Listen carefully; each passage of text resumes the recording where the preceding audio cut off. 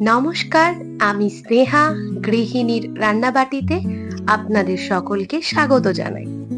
আজকের পরিবেশন পাস্তা। সকাল হোক বা সন্ধে, এমন একটা চটপটে জলখাবার হলে আর কি চাই। পদটি তৈরির জন্য প্রথমে একটি পাত্রে প্রয়োজন মতো জল গরম করতে দিলাম এবং অপেক্ষা করব জলটা ফুটে ওঠার।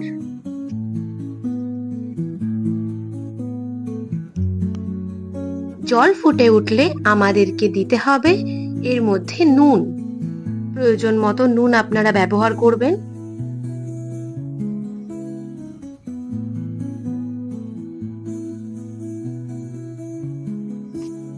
এছাড়াও দেব 1 চামচ মতো সাদা তেল। আপনারা সাদা তেলের বদলে ভিনিগারও দিতে পারেন। এর ফলে পাস্তাটা একটার সাথে একটা লেগে যাবে না।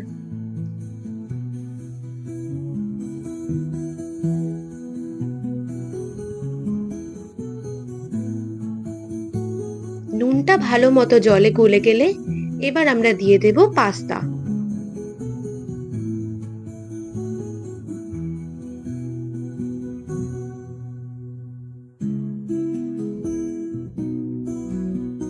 এবারে ভালো মতো নেড়েচেড়ে অপেক্ষা করব এটা সেদ্ধ হওয়ার। তবে হ্যাঁ, এটাকে কিন্তু পুরোপুরি এখানেই সিদ্ধ করে নিলে হবে না। আপনাদেরকে এখানে 50% থেকে 70% সেদ্ধ করতে হবে। তবে পাস্তাটা যদি ওভারকুকড হয়ে যায় তাহলে কিন্তু একদমই ভালো লাগবে না। এবার পেঁয়াজ কেটে নেব। আমি এখানে একটা বড় সাইজের পেঁয়াজ নিয়েছি। আমি যেহেতু সকালের ব্রেকফাস্ট তৈরি করছিলাম, সেই কারণে আমি বেশি রিচ করতে চাইনি। এই জন্য পেঁয়াজটা একটু কমই নিয়েছি এবং মশলাটাও একটু কম ব্যবহার করেছি। আপনারা একটু বাড়িয়ে ব্যবহার করতেই পারেন। তবে সাত সকালেই একদম বেশি মশলা খাওয়াটা তো উপকারী নয়। তো এই কারণে আমি একটু কমিয়ে ব্যবহার করার চেষ্টা করেছি।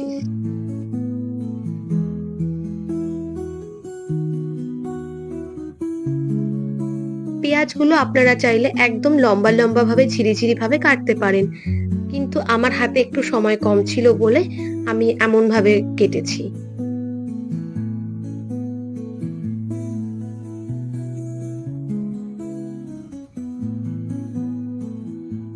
আমি এখানে 5 কোয়া রসুন নিয়েছি।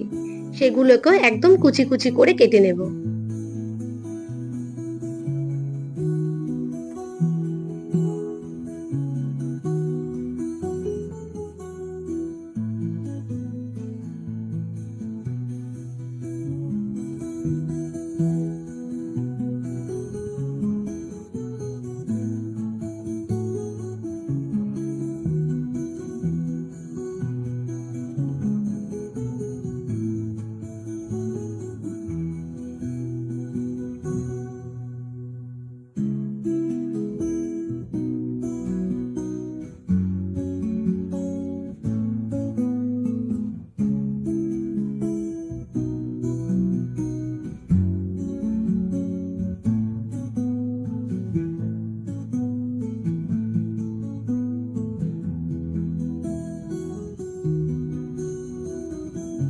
আর নিয়ে নিচ্ছি হাফ ইঞ্চি মতো আদা।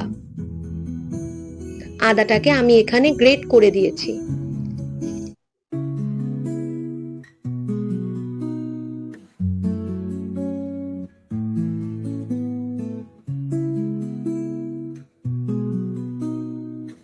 এদিকে প্রায় রেডি।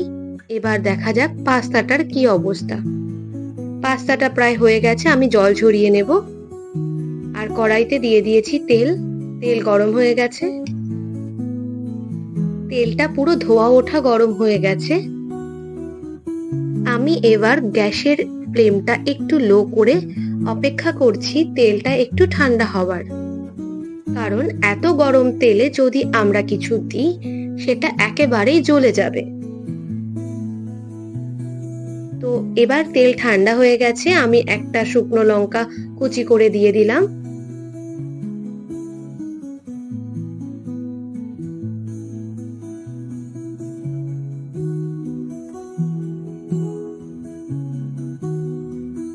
লঙ্কাটা একেবারে যখন ভাজা হয়ে যাবে তখন আমরা নেক্সট প্রসিডিওরের দিকে যাব। এবার আমরা দিয়ে দেব আগে থেকে কেটে রাখা পেঁয়াজ, রসুন এবং গ্রেট করা আদা। এবার এটাকে ভালো মতো নেড়ে চেড়ে ভেজে নিতে হবে। এখানে পেঁয়াজগুলোকে কিন্তু একটু বেরেস্তার মতো করে ভাজতে হবে, একেবারে কাঁচা রাখলে হবে না। আর হ্যাঁ, এখানে কিন্তু পেঁয়াজ ভাজার সময় একদমই নুন দেবেন না। পাস্তা সিদ্ধ করার সময় আমরা নুন দিয়েছি, আর পেঁয়াজ ভাজার সময় যদি আমরা নুন দিই সেক্ষেত্রে পেঁয়াজটা সফট হয়ে যাবে, আমরা পেঁয়াজটাকে আর আলাদাভাবে খুঁজতে পারবো না। আমরা নর্মালি মশলা কষানোর সময় পেঁয়াজে নুন দিই যাতে পেঁয়াজটা সফট হয়ে যায়, তবে এখানে কিন্তু পেঁয়াজটাকে সফট করলে হবে না, তাহলে পেঁয়াজের কোনো পার্টিকেলসই আমরা পাবো না খাবারের সময়। এবার আমি টুকরো করে কাটা ভুট্টা দিয়ে দিচ্ছি, বেবি কর্ন।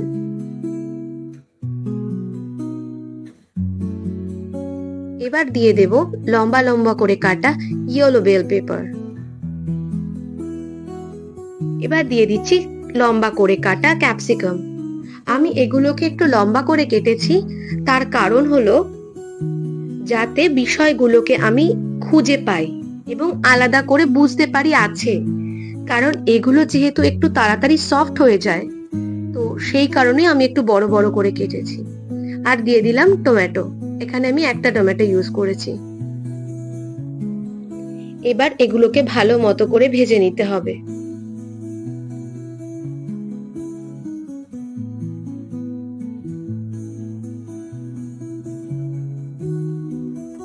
তবে হ্যাঁ, এমন ভাবেই ভাজতে হবে যাতে এর গায়ে বেশি পোড়া পোড়া দাগ না লাগে বা কোনো ব্রাউনিশ টোন না আসে। আর এই ক্ষেত্রে আমরা কিন্তু কোনো হলুদ ব্যবহার করব না। আমরা নর্মালি ঘরোয়া চাউমিন হোক বা পাস্তা হোক হলুদ ব্যবহার করে থাকি, কিন্তু চাইনিজ ডিশে হলুদটা খুব একটা যায় না, তবে কিছু কিছু ক্ষেত্রে লাগেই। তবে এইসব পাস্তা বা হোক বা চাউমিন, এগুলো আমার যেন একটু মনে হয় হলুদ ছাড়াই বেশি ভালো লাগে। আমি অরিগানো দিয়ে দিচ্ছি। অবশ্য পাস্তাটা তো ইটালিয়ান ডিশ, তো এখানে আমি অরিগানো দিয়ে দিলাম, আর দিয়ে দিচ্ছি চিলি ফ্লেক্স। এই সব আধুনিক মশলাগুলো একটা করে কন্টেনার তুলে রাখলেই যেন সব খাবারের সাথেই মোটামুটি চলে যায়, বিশেষত এই যে টিফিন টাইপের খাবারগুলো, পাস্তা হোক বা স্যান্ডউইচ হোক, চাউমিন হোক বা যাই হোক না কেন, বেশ এগুলো এই স্ন্যাক্স আইটেম গুলোর সাথে খুব ভালো যায়। এবার দিয়ে দিচ্ছি চাট মশলা।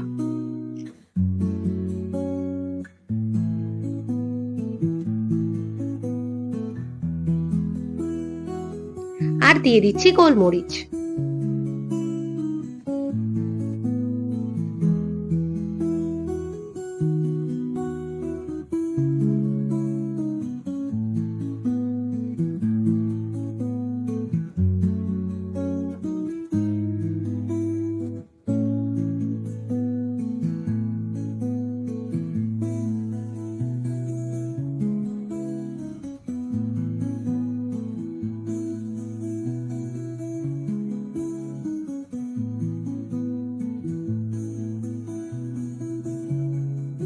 আর দেব অল্প পরিমাণে বিট নুন।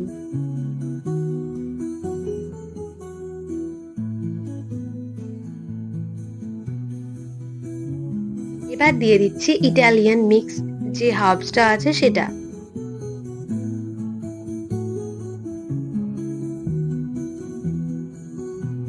এইটার একটা বড্ড সমস্যা, এইভাবে এটাকে ঘোরাতে ঘোরাতে হাতই ব্যথা হয়ে যায়, তবে মশলা খুব একটা বেশি এর থেকে পড়ে না।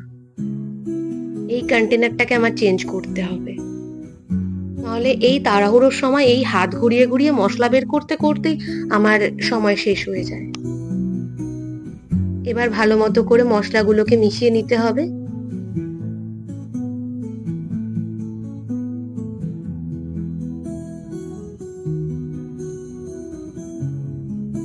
এবার আমি দিয়ে দিচ্ছি অল্প খানিকটা রোজমেরি। মশলাগুলো কিন্তু বেশ ভালোই লাগে, একদম অন্যরকম একটা ফ্লেভার নিয়ে আসে। আমার তো বেশ ভালো লাগে। এবার আমরা পাস্তাটাকে অ্যাড করে দেব।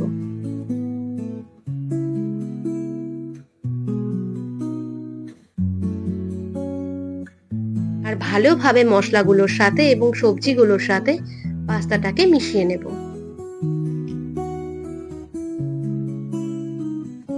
আপনাদের যদি মনে হয় আপনারা এখানে আরো অনেক রকম ভেজিটেবল ইউজ করতে পারেন, যেমন ধরুন গাজর, বিট, কড়াইশুঁটি, বাঁধাকপি, ব্রকলি, আরো যা যা আপনাদের ইচ্ছে আপনারা অ্যাড করতেই পারেন সামঞ্জস্য রেখে।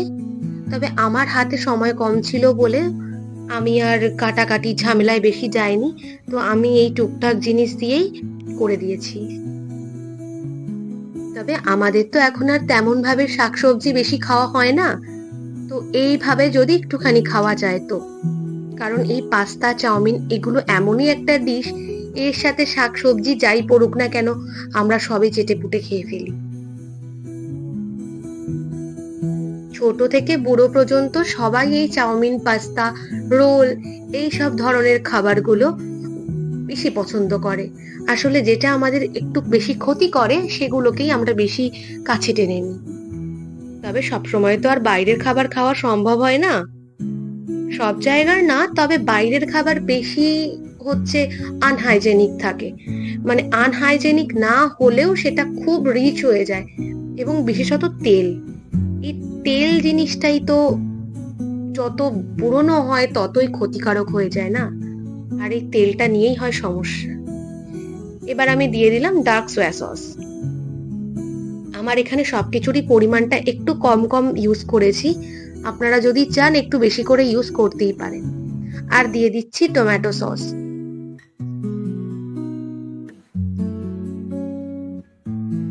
এটা বড্ড বেশি কম হয়ে গিয়েছিল।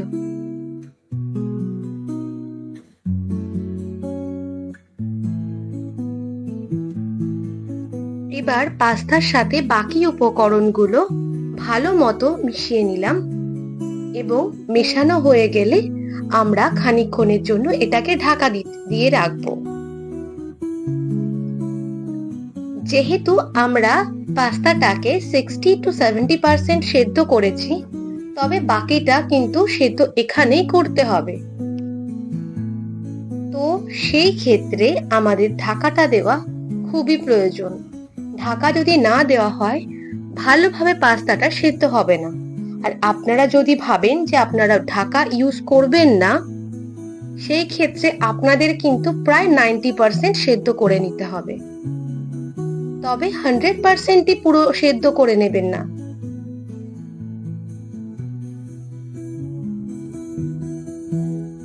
খানিকক্ষণ এটাকে ঢাকা দিয়ে হতে দেব।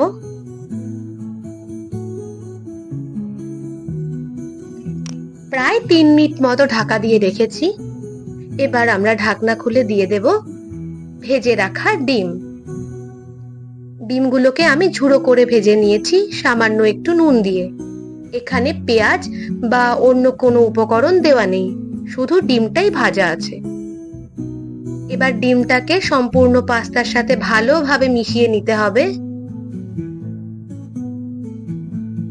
আপনারা চাইলে এই সময় এখানে 1 থেকে 2 চামচ লেবুর রস দিতে পারেন। আমার কাছে অ্যাভেলেবল ছিল না বলে আমি ব্যবহার করিনি। এবার সম্পূর্ণ বিষয়টাকে ভালো মতো মিশিয়ে নিয়েছি।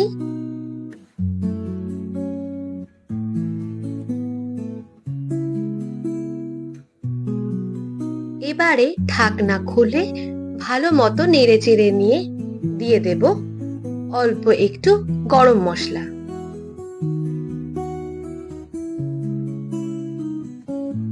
আর দিয়ে দেব চাট মশলা। আর হ্যাঁ, আমি না নুন দেওয়ার যে ক্লিপটা ওটা নিতেই ভুলে গেছি।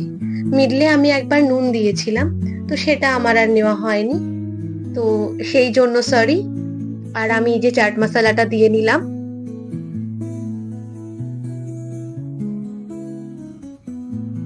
এবারে সম্পূর্ণ বিষয়টাকে ভালো মতো মিশিয়ে নিতে হবে।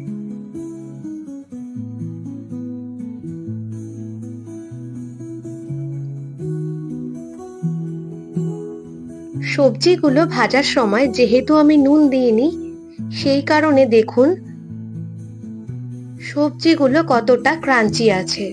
যদি আমি নুন দিয়ে দিতাম তো সেক্ষেত্রে সবজিগুলো একেবারে গলে যেত আর মিশে যেত একেবারে। আমি কোনো কিছুকেই আলাদা করতে পারতাম না এবং বুঝতেই পারতাম না কি কি দেওয়া আছে কি না আছে।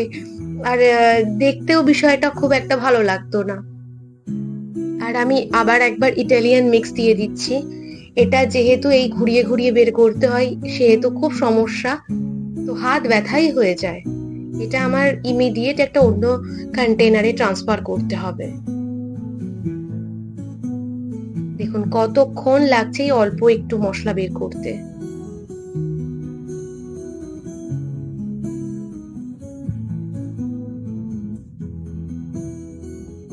এবার এটাকে ভালো মতো মিশিয়ে নেব।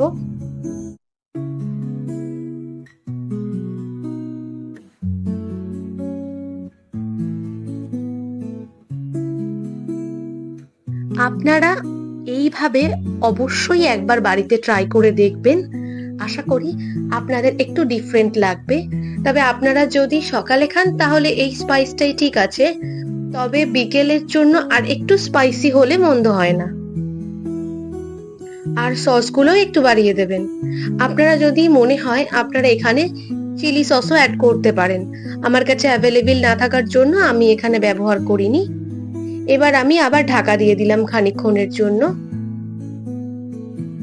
আর দেখুন এবার এটা কতটা ওয়েল কুকড লাগছে।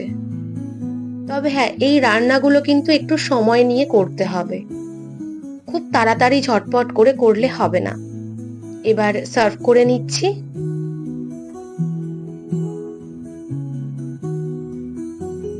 তবে এটা খেতে কিন্তু যথেষ্ট সুন্দর হয়েছিল, সত্যি খুব টেস্টি লেগেছিল। কারণ এই যে ইটালিয়ান হার্বস গুলো, মানে ওর যে একটা অন্যরকম ফ্লেভার, ওটা প্রপারলি পাওয়া যাচ্ছিল। আপনারা হাজার ব্যস্ততার মাঝেও আমার ভিডিওটি দেখছেন, সেই জন্য অসংখ্য ধন্যবাদ। এইভাবেই পাশে থাকবেন। আর হ্যাঁ, চেষ্টা করবেন পাস্তাটা একটু গরম গরম খাবার, নাহলে ঠান্ডা হয়ে গেলে ঠিক ভালো লাগে না। আমি ওপর থেকে একটু চিজ গ্রেট করে দিচ্ছি। আপনারা চাইলে স্কিপও করতে পারেন, এবং যদি মনে হয় আপনারা কিন্তু রান্নার সময়ও একটু চিজ গ্রেট করে দিতেই পারেন। ব্যাস রেডি পাস্তা।